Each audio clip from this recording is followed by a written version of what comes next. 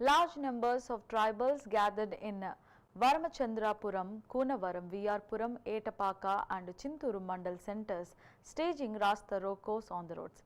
Businessmen and shopkeepers also extended voluntary support by shutting down their establishments. The Bandh reflected strong unity among tribal communities, highlighting their collective voice on local issues. Authorities confirmed that the protests remained peaceful without any untoward incidents.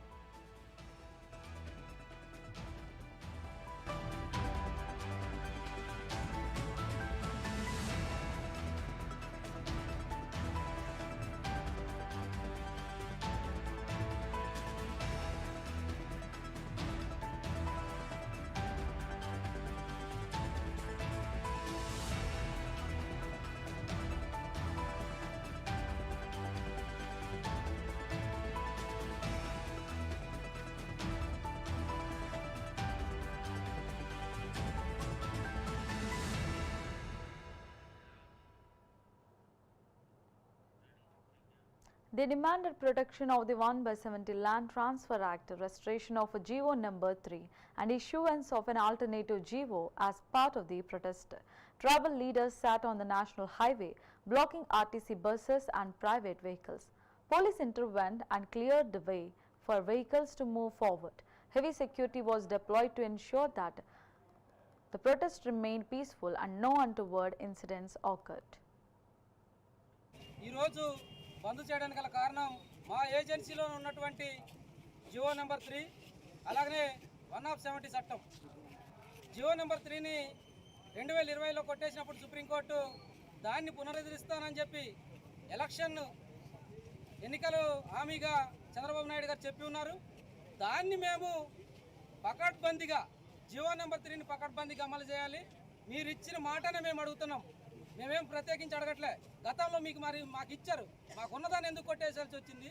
మళ్ళీ మీరు ఇస్తామని హామీ ఇచ్చారు. Election ముందు వాళ్ళ గద్దెక్కి కూర్చున్నారు. మొన్న పోలవరంలో వచ్చారు. పోలవరంలో కూడా మండే నిప్పుకి నీరు చల్లినట్టు ఏదో చెప్పి వెళ్ళిపోతున్నారు. గిరిజన మంత్రిని పంపిస్తున్నారు గిరిజన సమాజం దగ్గరికి. మా వ్యక్తినే మా దగ్గర పంపించి మాతోటి ఏదో చర్చలు జరుపుతున్నారు, కానీ వాటి వల్ల ఉపయోగం లేదు. మీరు మాకు కంపల్సరీ జియో నెంబర్ 3ని అమలు చేయాల్సిందే, చట్టం చేసి మా సమాజానికి మీరు ఇవ్వాల్సిందని మేము కోరుతా ఉన్నాం. అలానే 1/70 చట్టం ఏజెన్సీకి గుండెకాయ లాంటిది. మరి మా గిరిజనులకి ఉన్నటువంటి ఇలాంటి హక్కుల్ని కూడా ఇవాళ సుప్రీంకోర్టులో 1700 మంది గిరిజనేతరులు దాని మీద కేసు వేసి ఉన్నారు. మరి రాష్ట్ర ప్రభుత్వం ఇప్పటి వరకు కూడా దాని మీద రిటర్న్ కౌంటర్ దాఖలు చేయలేదు. దాని కౌంటర్ దాఖలు వేయాలని చెప్పేసి మా గిరిజన సమాజం అంతా ఎటపాక మండలంలో ఉన్నటువంటి ఐక్య కార్యాచరణ సమితి అంతా ముక్త కంఠంతో డిమాండ్ చేస్తూ ఉన్నాం. ఈ బంద్కి మండలంలో నుండి వచ్చినటువంటి ప్రతి ఆదివాసీ సోదరులందరికీ కూడా హృదయపూర్వక ధన్యవాదాలు తెలియజేస్తున్నాం. ఈ యొక్క ముఖ్య డిమాండ్స్ ఏంటంటే, ఇవాళ జియో నెంబర్ 3 కొట్టేసినటువంటి సుప్రీంకోర్టు తీసేసిన తర్వాత ఆదివాసుల్లో భయాందోళన మొదలైంది. ఉపాధులు మొత్తం కోల్పోతూ ఉన్నారు. ఇవాళ ఏదైతే జియో నెంబర్ 3 సుప్రీంకోర్టు కొట్టేసిన తర్వాత ఈ ప్రభుత్వం వచ్చిన తర్వాత మెగా డిఎస్సి పేరుతోటి ఏజెన్సీ ప్రాంతంలో ఉన్నటువంటి పోస్టులు కూడా ఐటీడీ ఆధ్వర్యంలో నిర్వహించాల్సిన పోస్టులు కూడా జనరల్ డిఎస్సిలో కలపడం వల్ల ఈ ప్రాంతంలో ఆదివాసీలకు తీవ్రని అన్యాయం జరిగింది. ఆ అన్యాయాన్ని మేము ముక్త కంఠంతో ఖండిస్తూ ఉన్నాం. ప్రభుత్వం ఏదైతే సౌత్ తల్లి ప్రేమ చూపిస్తూ ఉంది, ఏజెన్సీ పోస్టులు మెగా డిఎస్సిలో కలపాల్సిన అవసరం లేదు. చాలా క్లారిటీగా షెడ్యూల్ ఏరియాలో కావాల్సినటువంటి ఉన్నటువంటి హక్కులు చట్టాలు ఉన్నాయి.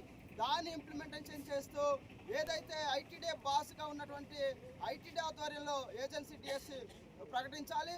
అదే తరుణంలో ఏజెన్సీలో ఎన్ని అయితే ఐటీడీలు ఉన్నాయో అన్ని ఐటీడీలలో ఏటీడబ్ల్యూలు ఉంటారు.